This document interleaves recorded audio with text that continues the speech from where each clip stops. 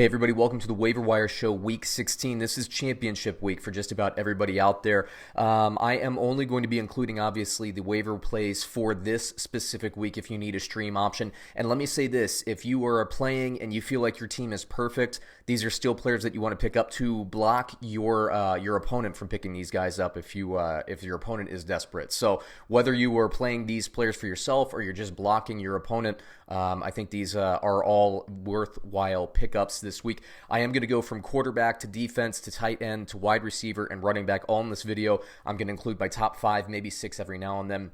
And I'll tell you why I do like or don't like the player this week. But let's just jump in right now with quarterback. You got Ryan Tannehill playing the Saints. Now, I like the matchup, but what worries me a little bit is A.J. Brown is basically the one pulling in the lion's share of the yardage and, basically the one moving that offense along from a pass receiver's point of view. Keep in mind that the New Orleans Saints, they can lock down a top receiver. Lattimore, I'm sure, will be drawing A.J. Brown this week, so it's going to be interesting. I think it might be more tight ends, so just to keep an eye out for that. You have Phillip Rivers, great matchup against Oakland. Oakland kind of let, really, I guess, the city of Oakland down in the fourth quarter last week, which is a bummer. I think that now Oakland is into the point where they're going to start playing younger players and seeing who they have, so I think that's a great matchup for Phillip Rivers. Now, you're always going to take some risk with him throwing interceptions, but, again, if you're desperate and you need a quarterback, I think Tannehill and Rivers are a cut above everybody else. You have Eli Manning, assuming that Daniel Jones doesn't play, and I don't know why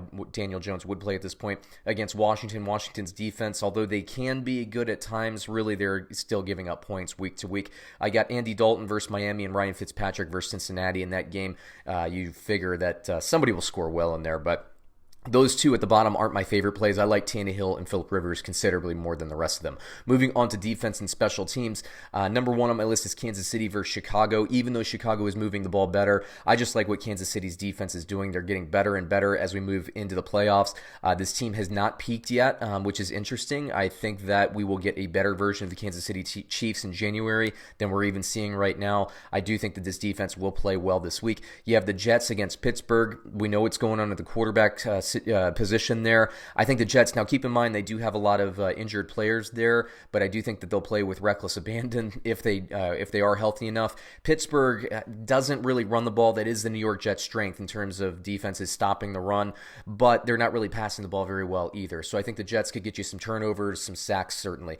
Seattle versus Arizona. I don't love this one. I like the Jets and I like the Chiefs a little bit more. Denver versus Detroit. The matchup is intriguing. I just want to see more sacks from Denver and more interceptions, more forced fumbles, and that kind of thing. And then Indianapolis versus Carolina. I think Carolina is going to be able to score some points. Indianapolis is technically still alive in the playoff chase, I believe, but for all intents and purposes, they're done. But I do think they'll play with some pride. I think they're very well coached. Next, we have tight ends. This week, Jacob Hollister for Seattle playing against Arizona. I think that's his best matchup this year. He's by far my favorite tight end. He's actually projected, Rockobot projects him at number 1 among tight ends in my rankings this week. Now, I don't know that he is my number 1 this week, but that just goes to show you the value there. Owned in 44.7% of leagues. I think you can be able to pick him up. You have Dallas Goedert. We see what Philadelphia is doing with Alshon Jeffrey and Deshaun Jackson out at wide receiver. This team is basically shortening up the game, and they're playing possession with Zach Ertz and Dallas Goedert. I think those are the 2 best wide receivers. You can still get Dallas Goedert if you need him. Tyler Higbee against San Francisco. I like him a little bit less, but he is getting, LA, they're just abandoning the run. I don't think there's any reason to feed Todd Gurley the ball at this point. There's no sense in, making him susceptible to injuries. They're for all intents and purposes, they're out of it as well. It doesn't matter. I don't care if they're clinging to life, clinging to hope. It's just not going to happen for the Rams.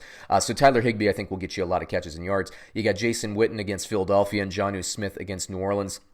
Like I was saying before, now New Orleans usually does well against the tight end. However, their linebackers have been banged up. I think A.J. Brown is going to have a tough draw. I think Jonnu Smith will be okay. Jason Witten against Philadelphia, not my favorite. I like Jacob Hollister and Dallas Goedert considerably more than the rest of these gentlemen on this list. Next, we have wide receivers. Brashad Perriman, we saw what he did last week. I say play him again. Now that, by the way, it looks like Chris Godwin is out for the season with that hamstring issue. All they do in Tampa Tampa Bay apparently at the wide receiver position is pull hamstrings, unfortunately. So look for Scott Miller. Look for one of these other guys too. Look for O.J. Howard at tight ends. They're going to pass the ball. They have to pass to somebody. Brashad Perriman proved that he can pull in targets and get in the end zone. Now, if he's drawing primary coverage, maybe not so much, but I think based on value and based on opportunity, I think he is a nice play for you against Houston. James Washington against the Jets. I do think that Pittsburgh will be successful, throwing to James Washington, maybe not Juju Smith-Schuster if he plays or Deontay Johnson, but I do think James Washington will have a decent game for you. A.J. Brown, I mentioned, he'd be number one on my list if you weren't drawing Lattimore in coverage in New Orleans. That gives me a little bit of trepidation there, but A.J. Brown, if you can grab him, and he's actually owned in 69.9%. Usually I try to keep these lists to people who are owned in less than 60%, but I just wanted to include him anyway. You got Russell Gage. Calvin Ridley's out. I think Russell Gage, I'm not too worried about what he did against San Francisco. I thought that was going to be a little bit of a down game. I think he will have an up game this week against Jacksonville. And then Darius Slayton against Washington. I think Washington, Norris is probably going to be, or Norman, I should say, is going to be over Sterling Shepard. I'm guessing Slayton's probably going to have free run. Him and Golden Tate, I actually think, will have nice games.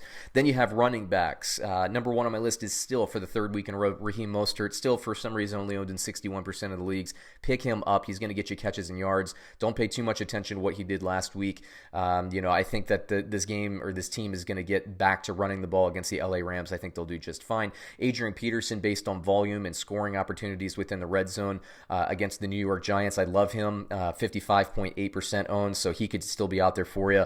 Now, Tariq Cohen, 70.8%. I included him. Like I said, usually I like to include it a little bit down, but I do have him projected against Kansas City to have a nice game. You have Royce Freeman, Jamal Williams, and Bo Scarborough. So Freeman and Williams are both around that 60% owned marker.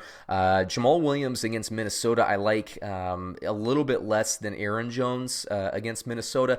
However, Minnesota is a quality defense. Green Bay is going to run the ball. They're not going to really, I don't think, have a lot of success in that passing game. So we'll see. I like Jamal Williams, particularly in the red zone.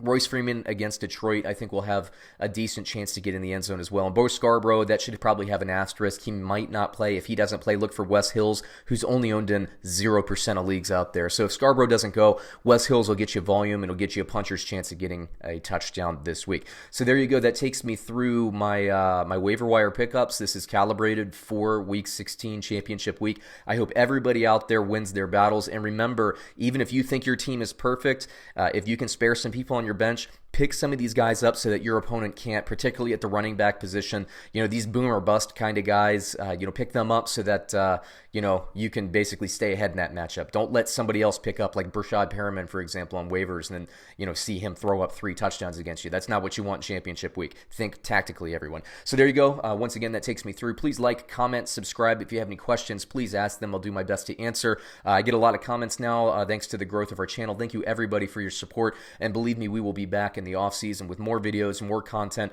We got a lot of stuff primed for 2020 fantasy football, so don't worry, we're not going to disappear on you. If anything, we might even be more prevalent. We are going to add these other personalities. I've been talking about it for a while. It's like winter is coming in Game of Thrones. It will come. You just got to wait. But yeah, that's all coming soon. So very excited. Everybody, once again, good luck. I hope you all win. Let me know how much you win by, and we'll catch you on another episode soon.